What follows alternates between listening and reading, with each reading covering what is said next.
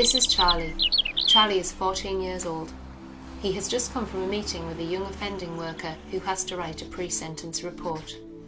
He has been charged with carrying an offensive weapon and Class B drugs.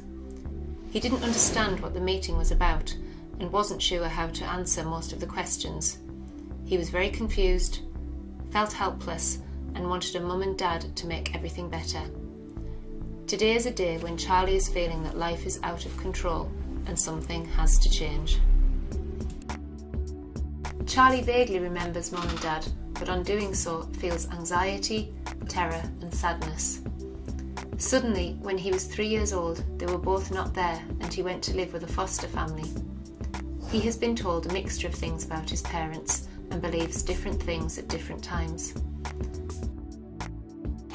Dad killed his mum and Dad is in prison. They are too ill to cope. Both parents are dead. They live in another country and will come for him.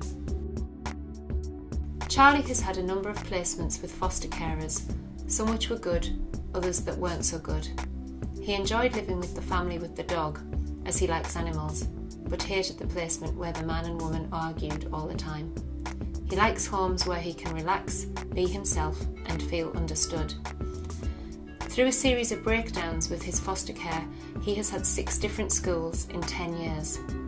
The good school experiences have included working on an allotment and other outdoor activities, learning to play musical instruments, skiing with his secondary school, sports and vocational activities, and having a good relationship with a mentor. The bad school experiences have been limited pastoral care, lack of support for his emotional health and well-being, feeling judged and misunderstood, a lack of activities he enjoyed, no friends, being bullied, and then fighting with the bullies. Changing foster carers and schools so often has added to Charlie's sense of rejection and trauma. Charlie's emotions are very mixed up.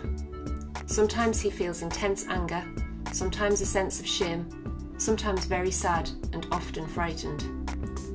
Charlie does not always have insight into the connection between his thoughts, emotions and behaviours.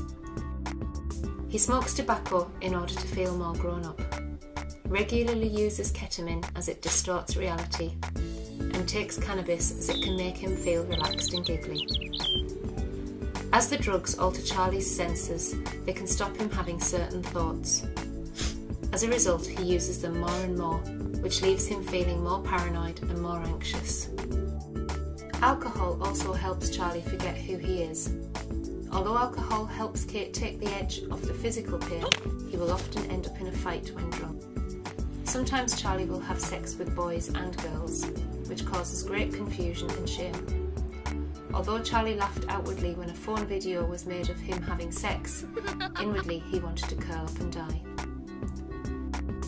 Charlie can also get very confused and distressed about his gender identity.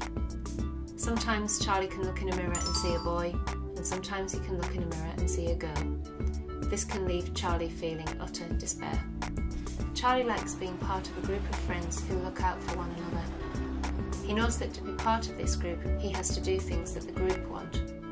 Some things are good and others not so good. Charlie says it's like being part of a family, like he has brothers and sisters. Not all of Charlie's behaviours are public. Sometimes in private he may bang his head on the wall, other times he cuts himself. He feels self-harming helps release the emotions and bring calmness and a sense of control. No matter how bad life can be, Charlie won't explain how he feels. He doesn't like speaking and has difficulty expressing his emotions. Often Charlie does not understand what is being said. He looks as though he can keep up with conversations, so no one has really picked up on his communication difficulties. Sometimes Charlie will get told off for swearing, but obscenities seem to be the first words to come out. Charlie gets lots of headaches and stomach problems. The muscles can get very stiff as they are always tense.